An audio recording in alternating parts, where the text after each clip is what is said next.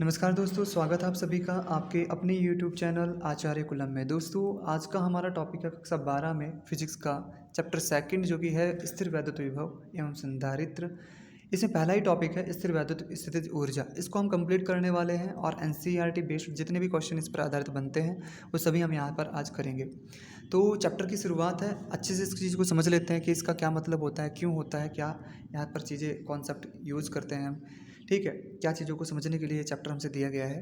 देखिए, इससे पहले वाले चैप्टर में हम अच्छे से समझ चुके थे कि कोई भी दो आवेश अगर मान लो जैसे कि प्लस चार्ज है और दूसरा भी प्लस चार्ज है, तो वो दोनों एक दूसरे को रिपल करते हैं, एक दूसरे पर फोर्स लगाते हैं और वो एक दूसरे पर तब तक फोर्स लगाते हैं जब तक वो एक दूसरे के प्रभाव क्षेत्र से बाहर नहीं निकल जाते। ठीक है, ऐसे ही प्लस चार्ज पर फोर्स लगाता है कोई भी माइनस चार्ज, लेकिन ये फोर्स आकर्षण बल कहलाता है। यहाँ पर प्रतिकर्षण था। ठीक है, तो इस तरीके से प्लस प्लस एक दूसरे को रिपल करता है, माइनस प्लस एक दूसरे को आकर्षित करता है। तो ये सारी चीज़ें हमारे पास रहती हैं। तो मान लो अगर मैं यहाँ पर एक निकाय रख दूँ आवेशों का, जैसे कि ये एक आवेश है Q1 और एक प्लस चार्ज है Q2 और एक प्लस चार्ज है Q3 या फिर माइनस चार्ज है Q3। ठीक है, तो ये जो एक आवेशों का एक निकाय बना करके मैंने तैयार किया है। अगर मैं ये कहूँ आपसे कि इसकी स्थिर वैद्युत स्थितिज ऊर्जा क्या है, यानी कि इसकी स्थितिज ऊर्जा कितनी है, तो स्थितिज ऊर्जा क्या होती है भाई? स्थितिज ऊर्जा होती है किसी भी निकाय को बनाने के लिए जो जितना भी मैंने कार्य करना पड़ा है वो सारा कार्य क्या कहलाता है, उस निकाय की वैद्युत स्थितिज ऊर्जा कहलाती है। जैसे कि मान लो ये चार्ज मेरे पास था, ठीक है, और एक प्लस चार्ज जो है मैं इधर से लेकर के आता हूँ। मान लो ये Q1 है और ये Q2 है। तो अनंत से अगर मैं इसके पास इस चार्ज को लेकर के आऊँ, अनंत क्या है? अनंत वो पॉइंट है जहाँ पर इस चार्ज का प्रभाव समाप्त हो रहा है, यानी कि यहाँ पर इसका कोई प्रभाव नहीं था, लेकिन इसके क्षेत्र में जैसे ही मैं अंदर जाता हूँ तो इसका प्रभाव देखने को मुझे मिल रहा है। और मान लो मैं किसी पॉइंट P पर आ जाता हूँ, कोई पॉइंट P है जिसकी दूरी इस आवेश से R है। तो अगर मैं इस आवेश Q2 को उठा करके यहाँ पर ले आता हूँ तो मैंने कुछ कार्य करना पड़ेगा कि नहीं, बताओ? क्योंकि मैं इस तरफ लगा के आ रहा हूँ और ये बल लगा रहा है दूर भगाने के लिए। तो इसलिए जो मुझे कार्य करना पड़ेगा, फाइनली जो ऊर्जा मुझे वेस्ट करनी पड़ेगी अपनी, वही ऊर्जा इस निकाय की वैद्युत स्थितिज ऊर्जा कहलाती है। ठीक है, स्थितिज ऊर्जा के रूप में संचित हो जाती है। इतनी बात समझ में आई? तो हमसे डायरेक्टली इस तरीके से क्वेश्चन पूछे जाते हैं। एक बार इधर भी नज़र देख लेते हैं मार करके कि भाई हमसे क्वेश्चन किस तरीके से पूछे जाते हैं। इस तरीके से क्या दिया जाता है कि दो आवेश है, ठीक है, एक दूसरे से r दूरी पर है, इस निकाय की वैद्युत स्थितिज ऊर्जा ज्ञात करो। बेसिकली इसका मतलब ये होता है कि इन दोनों आवेशों को इतनी दूर ला करके रखने में जितना कार्य किया गया है वो कार्य हमें निकालना है, क्योंकि वो कार्य ही इस निकाय की वैद्युत स्थितिज ऊर्जा बन जाता है। उसके लिए फॉर्मूला होता है, मैं पहले ही फॉर्मूला बता रहा हूँ आपको, हालांकि अभी हम इसको सत्यापित करेंगे। U बराबर होता है 1/4πε0 Q1 Q2 बटे R। ये इसके लिए फॉर्मूला होता है। ठीक है, कोई भी दो आवेशों से बने निकाय के लिए स्थितिज ऊर्जा का फॉर्मूला हमारे पास ये होता है।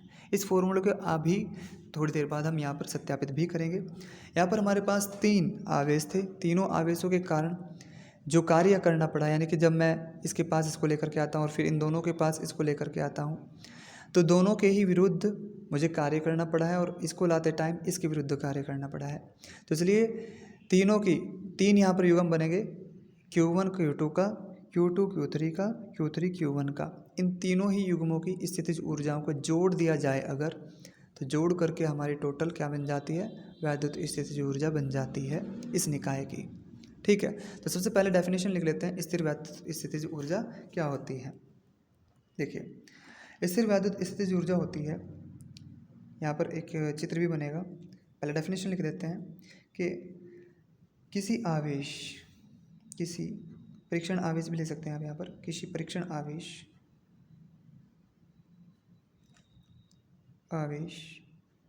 Q0 को अनंत से, अनंत का मतलब क्या होता है ये भी आपकी समझ में आ जाएगा अभी थोड़ी देर बाद, अनंत से किसी आवेश Q के वैद्युत क्षेत्र में स्थित किसी बिंदु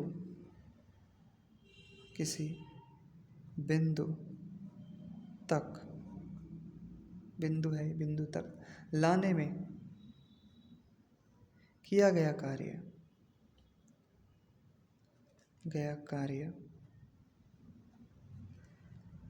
क्यू नोट निकाय, कॉमा लगा देंगे यहाँ पर, क्यू नोट निकाय की वैद्युत स्थितिज ऊर्जा कहलाती है। वैद्युत स्थितिज ऊर्जा कहलाती है,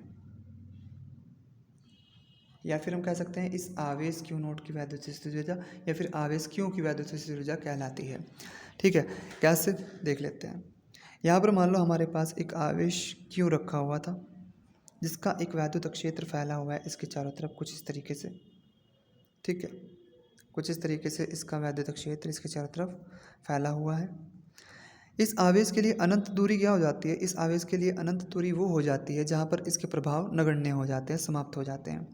तो लगभग मान लो आर दूरी तक इसका, मतलब हम ऐसा थोड़ी मान सकते हैं, हम डिफाइन तो नहीं कर सकते ना किसी आवेश का वैद्युत क्षेत्र कहाँ तक फैला है, हम ऐसा तो मान ही नहीं सकते हैं। लेकिन फिर भी हम ये मान लेते हैं कि भाई कुछ दूरी तक जो है इसका वैद्युत क्षेत्र है, और कहीं ऐसा बिंदु मिल जाता है हमें जहाँ पर इसका कोई प्रभाव नहीं है, तो ये पॉइंट इसके लिए क्या हो जाता है? अनंत। इस अनंत पॉइंट से यहाँ पे भी अनंत है, इसके लिए यहाँ पे भी अनंत है, यहाँ पे भी अनंत है, यहाँ पे भी अनंत है, लेकिन यहाँ पर अनंत नहीं है, यहाँ पर इसका वैद्युत क्षेत्र है। यहाँ पर भी अनंत ही है इसके लिए, क्योंकि यहाँ पर इसका प्रभाव समाप्त हो रहा है।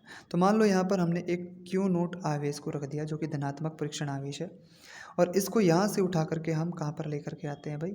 इसके पास आर दूरी पर स्थित किसी बिंदु P पर लेकर आते हैं। ठीक है, तो अब हम देख रहे हैं कि भाई हमने कितना कार्य करना पड़ा। ठीक है, तो देखो विस्थापन इस तरफ हो रहा है, विस्थापन इस तरफ हो रहा है, और साथ ही साथ जो है बल उल्टी दिशा में लग रहा है। एक तो सबसे पहली बात यह कि हमें पता नहीं है कि हमने विस्थापन कितना किया, क्योंकि हमें अनंत ही परिभाषित नहीं है कि अनंत कहाँ तक है। भाई अनंत की दूरी तो नहीं बता सकता ना किसी आवेश से, कितनी दूर तक फैला हुआ है उसका वैद्युत क्षेत्र, अनंत तक माना जाता है वैद्युत क्षेत्र बस। तो इसलिए एक तो हमें ये नहीं पता है कि यहाँ से यहाँ तक कितनी दूरी है। दूसरा, जब मैं यहाँ से यहाँ तक लेकर के आ रहा हूँ इसको, तो बल का मान लगातार बढ़ता जा रहा है, यानी कि इस आवेश के कारण इस आवेश पर जो बल लग रहा है प्रतिकर्षण, वो लगातार बढ़ता जा रहा है जब मैं इसके पास आता हूँ। तो इसलिए W बराबर Fx फॉर्मूला यहाँ पर नहीं लगेगा। डायरेक्टली कार्य ऐसे नहीं निकल सकता यहाँ पर, क्योंकि ये फॉर्मूला तभी लगता है जब जिस विस्थापन के दौरान बल नियत रहता है उस विस्थापन के साथ ही बल की गुणा करके कार्य निकाला जा सकता है, लेकिन इस विस्थापन के दौरान बल नियत नहीं था, इसलिए डायरेक्टली ये फॉर्मूला रख करके कार्य नहीं निकाला जा सकता। तो हम यहाँ पर लिखेंगे माना Q आवेश के, अच्छा इसका मात्रक और विभव लिख देते हैं। इसका मात्रक जूल व विमा mL²T⁻² होती है। ठीक है भाई, mL²T⁻² होती है, क्योंकि जितनी भी ऊर्जाएं हैं उनकी विमा mL²T⁻² ही होती है, और मात्रक जूल ही होता है। ऐसा ही मात्रक माना क्यों आवेश का के या फिर से आर दूरी पर स्थित कोई बिंदु P है, जिस पर अनंत से Q नोट आवेश को लाया जाता है।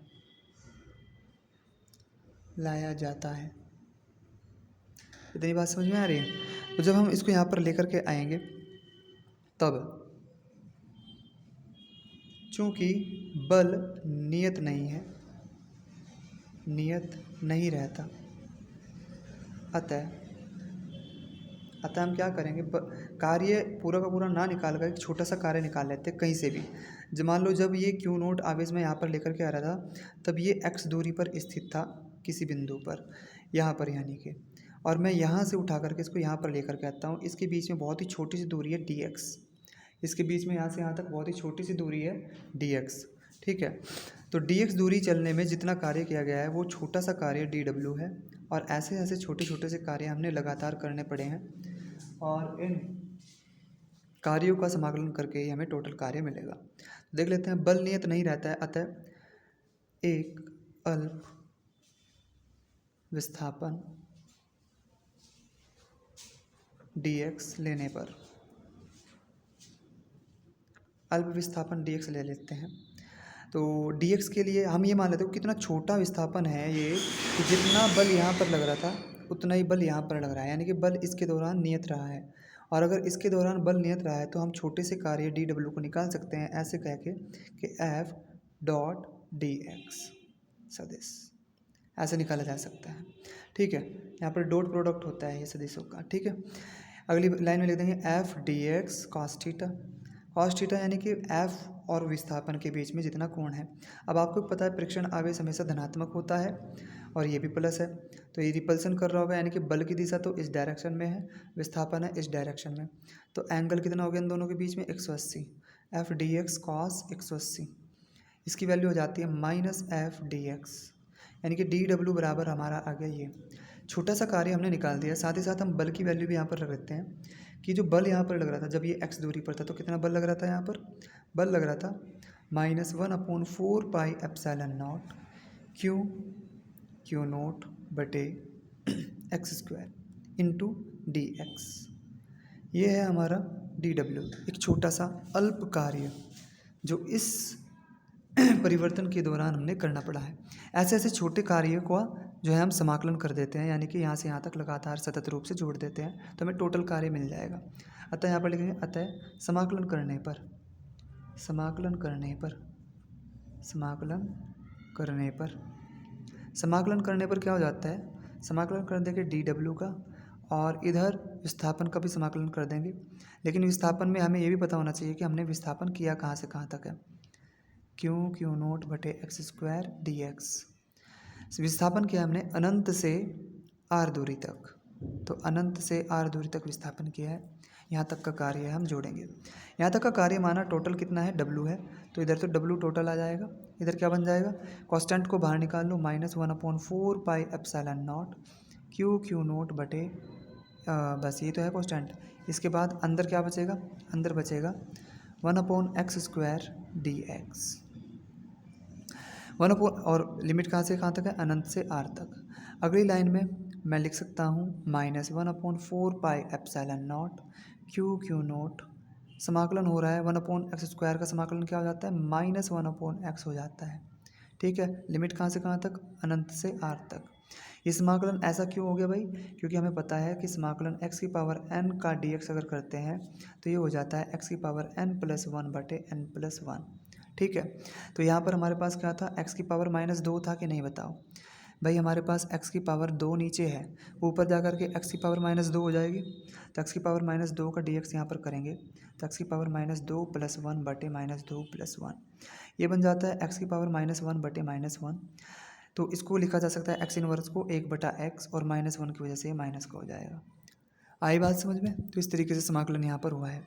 समाकलन में हम upper limit minus lower limit रखते हैं, तो रखेंगे, ये हमारा हो जाता है final -1/4πε0 Q note into -1/r, ये हो जाएगा।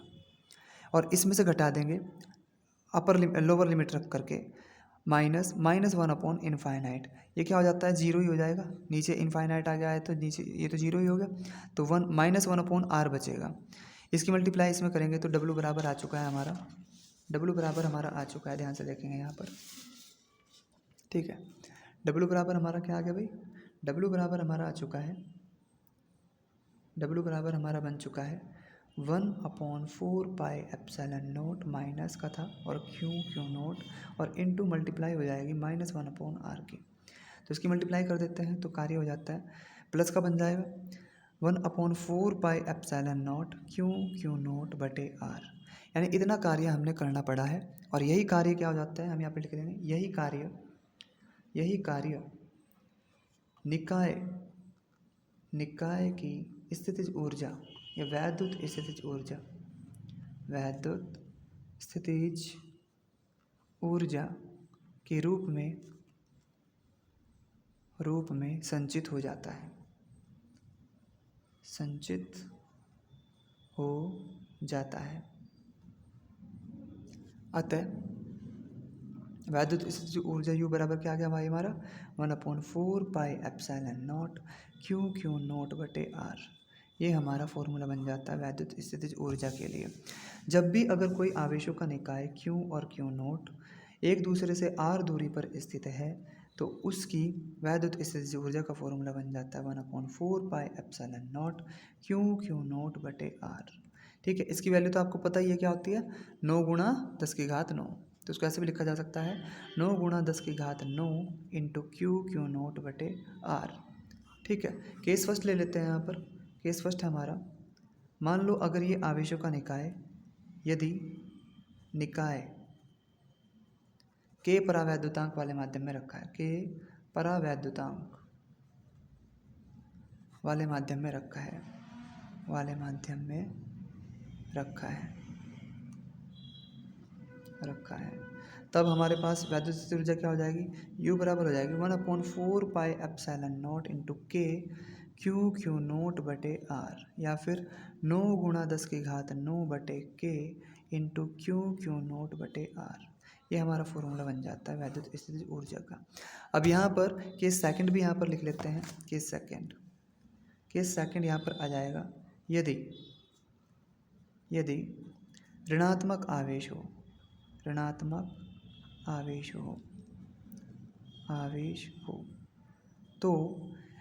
ऋणात्मक आवेश होने पर क्या हो जाएगा, जैसा कि आप यहाँ पर देख भी रहे हैं। ठीक है, यहाँ पर आपको दिखाई दे रहा है, मतलब इस बार अगर मान लो यहाँ पर माइनस चार्ज है।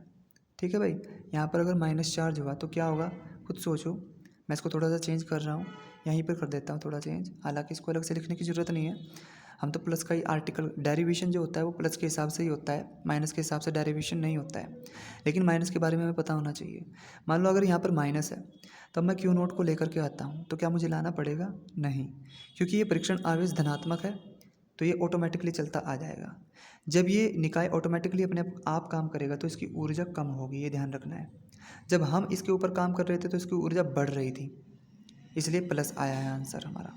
अब देखो माइनस आ जाएगा हमारा आंसर। कैसे आ जाएगा माइनस, देखो जब मैं यहाँ पर बिल्कुल सेम टू सेम ऐसे ही चलूँगा कि भाई यहाँ से यहाँ तक लाते लाते बल की वैल्यू लगातार बढ़ती जा रही है कि नहीं। जब क्यू नोट यहाँ पर था तो कम बल था, यहाँ पर ज़्यादा बल लग चुका है कि नहीं, तो बल लगातार बढ़ा है। अब हम टोटल बल, क्योंकि नियत नहीं है इसलिए टोटल विस्थापन के लिए कार्य नहीं निकाल सकते। एक छोटा सा विस्थापन लेंगे dx, जिसके दौरान कार्य निकालेंगे dw। इसके दौरान हम मान लेते हैं कि बल नियत है, बहुत ही छोटी सी दूरी है तो बल पर बहुत ज़्यादा प्रभाव नहीं पड़ा, तो dw बराबर हो जाएगा हमारा f डॉट dx। यहाँ पर बिल्कुल सेम टू सेम चीज़ें चलेंगी, बस थीटा चेंज हो जाएगा। थीटा यहाँ पर 180 था क्योंकि प्रतिकर्षण बल था, इस बार आकर्षण बल है तो विस्थापन भी इसी डायरेक्शन में हो रहा है और बल भी इसी डायरेक्शन में है।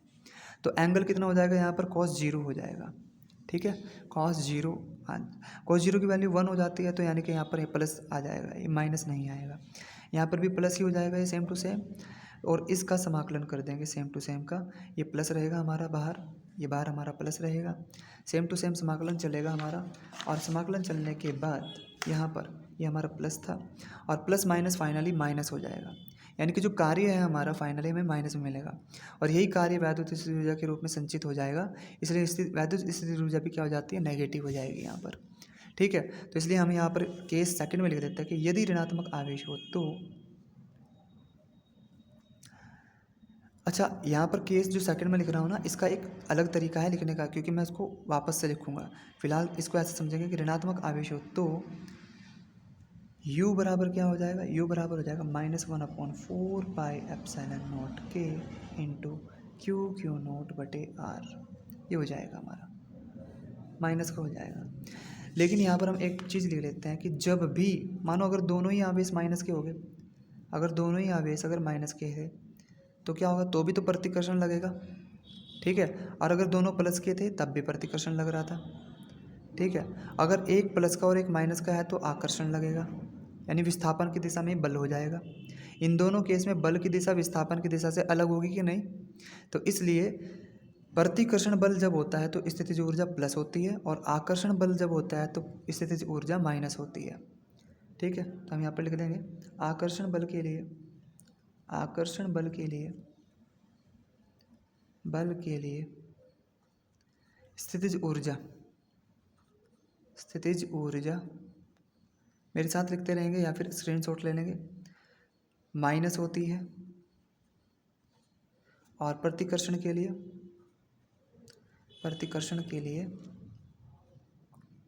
पॉजिटिव। इतनी बात समझ में आई। चलो अब हम बात कर लेते हैं कि भाई आवेशों के निकाय की वैद्युत स्थितिज ऊर्जा कैसे निकालें। ठीक है, आवेशों के निकाय की वैद्युत स्थितिज ऊर्जा कैसे निकालें, चलो देख लेते हैं। आवेशों के निकाय की वैद्युत स्थितिज ऊर्जा, ये हमारा नया टॉपिक है। आवेशों के एक असतत निकाय की वैद्युत स्थितिज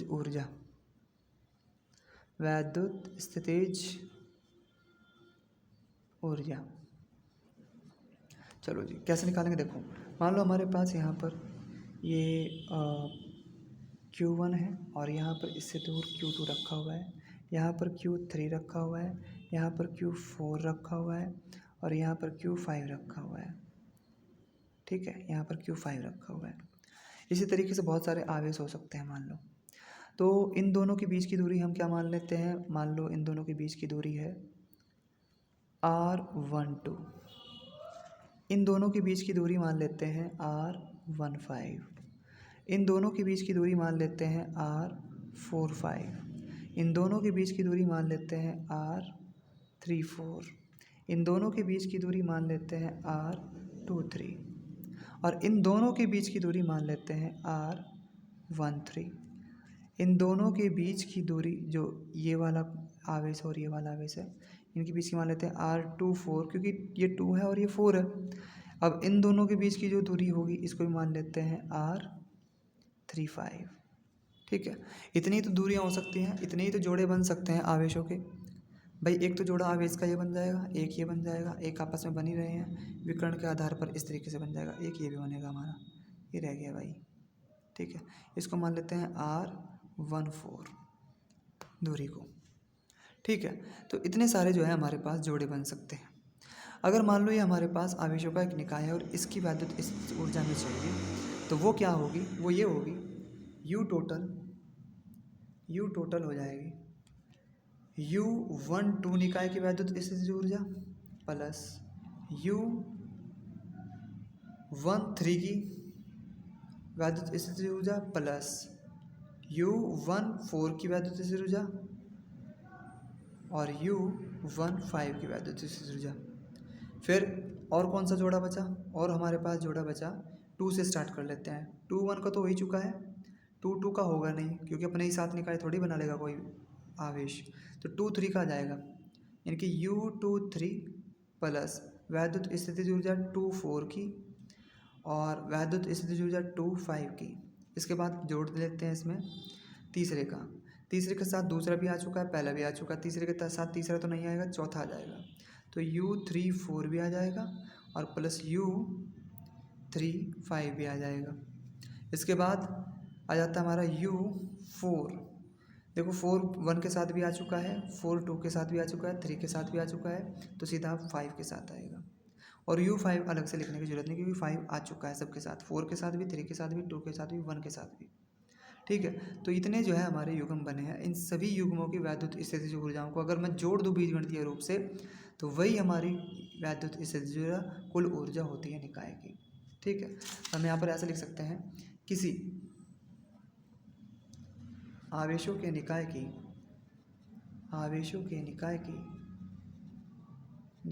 की कुल वैद्युत स्थितिज ऊर्जा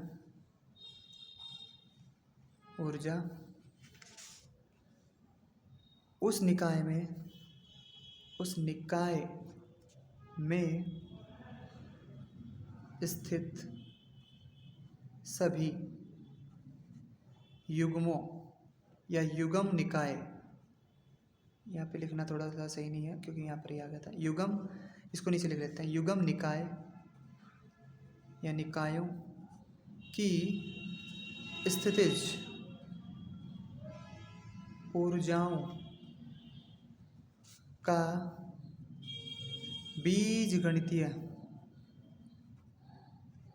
योगफल होती है। योगफल होती है। बात समझ में आई इतनी भाई? चलो, इस वाली बात को मैं ऐसे लिख सकता हूँ, ठीक है, गणितीय रूप में। और गणितीय रूप में अगर और आगे बढ़ाना चाहते हो तो यू टोटल हमारा क्या हो जाएगा भाई, देखो जरा। यू टोटल हो जाएगा हमारा U12 क्या हो जाएगा, U12 हो जाएगा 1/4 pi epsilon not Q1 Q2 और बटे इन दोनों के बीच की दूरी R12 प्लस U13 क्या हो जाएगा 1/4 pi epsilon not Q1 Q3 बटे R13। इसके बाद प्लस 1/4 पाई एप्सिलॉन नॉट 1/4 कितना हो जाएगा Q1 और Q4 और बटे इन दोनों के बीच की दूरी R14। तो इस तरीके से dot dot dot dot dot dot जुड़ता चला जाएगा आखिरी तक। और आखिरी कितना है 1/4 pi epsilon not Q4 Q5 बटे R45। ठीक है, तो ये टोटल हमारी वैद्युत स्थितिज ऊर्जा रहेगी। मैंने इन सभी की वैल्यूज़ यहाँ पर रख दी है। वैल्यूज़ रखने का मतलब है जो जो आवेशों का युग्म लिया है उन आवेशों को ऊपर रखो और उनके बीच की दूरी को नीचे रखो। ठीक है, यहाँ से 1/4 पाई एप्सिलॉन नॉट कॉमन भी ले सकते हैं। 1/4 पाई एप्सिलॉन नॉट अंदर बचेगा Q1 Q2 बटे R12 और प्लस Q1 Q3 बटे R13 plus dot dot dot dot dot dot dot. तो इस तरीके से हमारा बन जाएगा। अब इसके बाद हम यहाँ पर एक केस बना लेते हैं, केस फर्स्ट। केस फर्स्ट मान लो हमारे पास क्या है, जितने भी आवेश हैं यहाँ पर जो रखे हुए हैं पंचभुज के सिरों पर, हम मान लेते हैं माना Q1 बराबर है Q2 के और बराबर है Q3 और बराबर है Q4 Q5 सब बराबर हैं। ठीक है, इस तरीके से मतलब सारे आवेश बराबर हैं। तो उस स्थिति में तथा एक और चीज़ ले लेते हैं, तथा बीच की दूरी भी समान है, मतलब इनके जितनी दूरी ये इससे है उतनी दूरी ये इससे है, उतनी दूरी इससे ये है, इससे भी दूरी बिल्कुल बराबर है, इससे भी दूरी बिल्कुल बराबर है, ऐसा। ठीक है, तो इस तरीके से व्यवस्थाएं हमारी हमें मिली हैं। मान लो ये मतलब केस फर्स्ट में मतलब हम मान करके देख लेते हैं एक दो कंडीशन को, वो होता है केस। तो यदि Q1 Q2 Q3 सब बराबर हैं और इनके बीच की दूरी 1 2 और 1 3 R14 बराबर R15 और बराबर R23, तो ये सब बराबर हैं अगर, तो हम यहाँ पर इसको R मान सकते हैं, इसको आवेश Q मान सकते हैं। जैसे ये वाली वैल्यू यहाँ पर रखोगे तो देखो क्या बन गया 1/4 pi epsilon not Q1 Q2 की जगह पर Q² हो जाएगा बटे R और प्लस नेक्स्ट भी Q² बटे R, नेक्स्ट भी क्या हो जाएगा Q² बटे R plus dot dot dot dot dot. अगर n आवेश है तो n टाइम जो है मल्टीप्लाई होगी कि नहीं है? ठीक है भाई, अगर n आवेश हैं तो एक मिनट सॉरी, n टाइम नहीं होगी मल्टीप्लाई, तो इस तरीके से होता चला जाएगा। ठीक है, मान लो n टाइम हो रहा है, n टाइम मान लेते हैं यहाँ पर आ रहा है, तो क्या हो जाएगा n टाइम अगर ये आप आ रहा है तो ये हो जाएगा हमारा 1/4 pi epsilon not NQ² by R। ये हमारा आंसर हो जाएगा। इतनी बात समझ में आई? अब इसके न्यूमेरिकल देख लेते हैं। ठीक है भाई, न्यूमेरिकल क्या क्या हो जाते हैं देख लेते हैं। वैद्युत स्थितिज ऊर्जा कंप्लीट हो चुका है, अब इसके न्यूमेरिकल को देख लेते हैं। न्यूमेरिकल्स में देख लेते हैं हमारे पास क्या क्या आते हैं। यहाँ पर 3 टाइप के न्यूमेरिकल आते हैं। पहला आपके सामने न्यूमेरिकल 5 माइक्रोकुलाम व 4 माइक्रोकुलाम आवेशों से निर्मित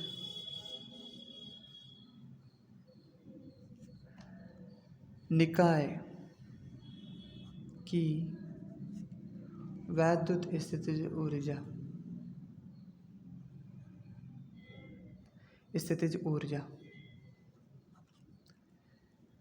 ज्ञात करनी है, ज्ञात करें। 5 माइक्रोकुलाम 4 माइक्रोकुलाम आवेश से निर्मित निकाय की वैद्युत स्थितिज ऊर्जा ज्ञात करनी है यदि आवेश एक दूसरे से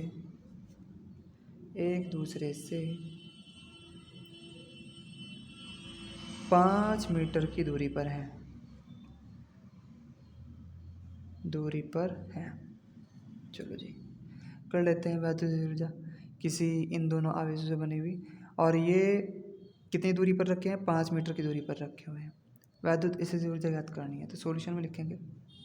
सॉल्यूशन हो जाएगा दिए गए आवेश Q1 कितना है जी, 5 माइक्रोकुलाम। Q2 कितना है, 4 माइक्रोकुलाम।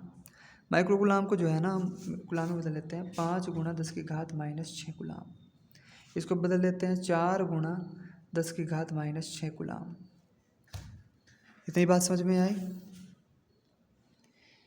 बीच की दूरी कितनी दी गई है, r बराबर 5 मीटर दी गई है। r बराबर 5 मीटर दी गई है। अब हमसे पूछा है वैद्युत स्थितिज ऊर्जा कितनी होगी, तो वैद्युत स्थितिज ऊर्जा का फॉर्मूला होता है 9 गुणा 10 की घात 9 और Q1 Q2 बटे R। ठीक है, रख दो वैल्यूज यहाँ पर। 9 गुणा 10 की घात 9 और गुणा Q1 कितना है, 5 गुणा 10 की घात माइनस 6। Q2 कितना है, 4 गुणा 10 की घात माइनस 6 बटे R कितना है, दूरी 5। ठीक है, 5 मीटर। तो 5 से 5 कैंसिल, 9 4 9 36। चलो जी 36 और 10 की घात 9 थी, 10 की घात माइनस 6 थी, 10 की घात 3 बचेगी। ठीक है, तो आंसर आ गया हमारा 36,000।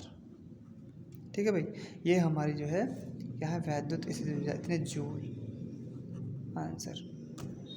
ये क्वेश्चन समझ में आया। नेक्स्ट क्वेश्चन आपको करना है। ठीक है, आवेश अगर Q1 बराबर 3 कुलाम है, Q2 बराबर 4 कुलाम है और बीच की दूरी दी गई है 15 कुलाम, 15 मीटर सेंटीमीटर। चलो इसको थोड़ा सही कर लेते हैं, 25 सेंटीमीटर कर लेते हैं। 25 सेंटीमीटर दी गई है, तो अगर 25 सेंटीमीटर बीच की दूरी है तो आपको क्या करना है, U बराबर क्या होगा। कर लेंगे कि नहीं, अगर नहीं हो रहा है तो कमेंट सेक्शन में बता देंगे, उसको जो है दोबारा हम सोल्व कर लेंगे नेक्स्ट क्लास में। इसके बाद दूसरा क्वेश्चन क्या बनता है, दूसरा क्वेश्चन टाइप जो बनता है वो हमारे पास ये बनता है, जैसे कि मान लो हमारे पास एक Q1 है जिसकी वैल्यू 1 माइक्रोकुलाम है, फिर एक Q2 है जिसकी वैल्यू फिर से 1 माइक्रोकुलाम है, और एक और आवेश है जिसकी वैल्यू जो है 1 माइक्रोकुलाम है। अब यहाँ पर जो है इस तरीके से ये समबाहु त्रिभुज के, मान लो माना समबाहु त्रिभुज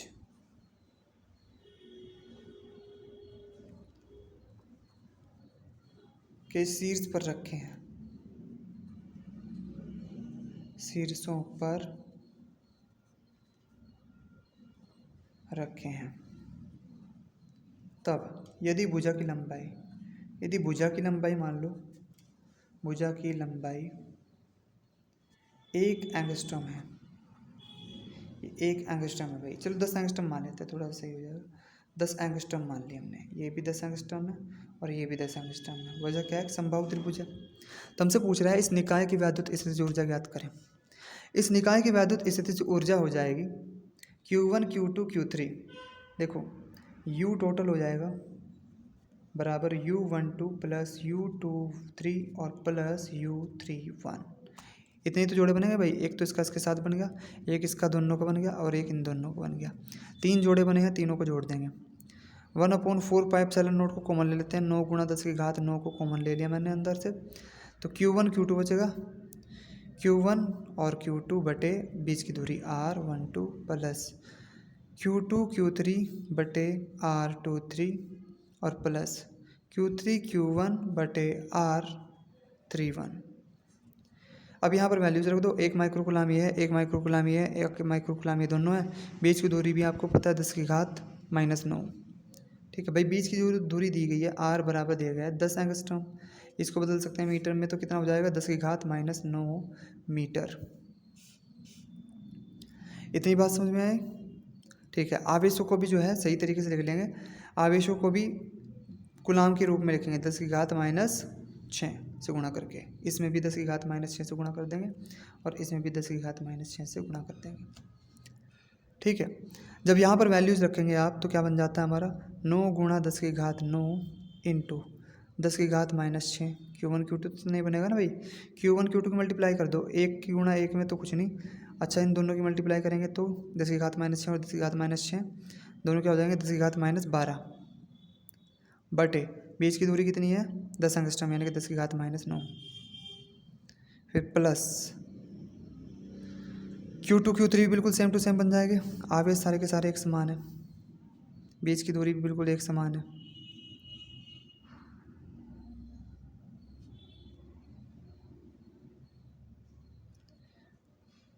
आर सॉरी 10 की पावर आर की वैल्यू कितनी है 10⁻−9 मीटर। इसको थोड़ा सही सोल्व कर लेते हैं, आगे बढ़ाते हैं, देखिए ज़रा क्या हो जाता है हमारा। मतलब तीनों एक जैसे है तो तीनों को जोड़ करके लिख दो एक साथ। 9 गुणा 10⁻9 गुणा 3 गुणा ऑफ 10⁻−12 बटे 10⁻−9। इन दोनों को थोड़ा सा सही सोल्व कर लेते हैं। तो ये ऊपर जाकर के प्लस की पावर होगी कि नहीं बताओ। अगर ये ऊपर जाकर के प्लस की पावर होगी तो ऊपर कितनी बची 10 की पावर 9 गुणा 10⁻9 गुणा 3 गुणा 10⁻−3 बची। अब देख लो कितना बन रहा है 3 9 27 तो 1 हो गया और 10 की घात कितनी बच रखी है 6 10⁻6।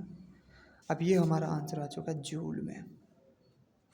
तो इस तरीके से निकालते हैं वैद्युत स्थितिज ऊर्जा किसी भी निकाय की। बात समझ में आए तो ये हमारे जो है कंप्लीट हो जाता है टॉपिक। नेक्स्ट क्लास में हम यहाँ पर वैद्युत विभव को पढ़ेंगे और विभिन्न जो आवेशित वस्तुएं हैं उनके कारण वैद्युत विभव कैसे निकालते हैं उस चीज़ को भी हम जो है नेक्स्ट वीडियो में ही पढ़ेंगे। तब तक के लिए नमस्कार, देखते रहिए हमारा चैनल और बेल आइकन दबा दीजिए अगर आपने अभी तक बेल आइकन नहीं दबाया है, ताकि आने वाली वीडियोज़ की नोटिफिकेशन आपको मिल सके सबसे पहले। और अगर वीडियो अच्छी लगी है तो प्लीज़ लाइक एंड सब्सक्राइब कीजिएगा। नमस्कार।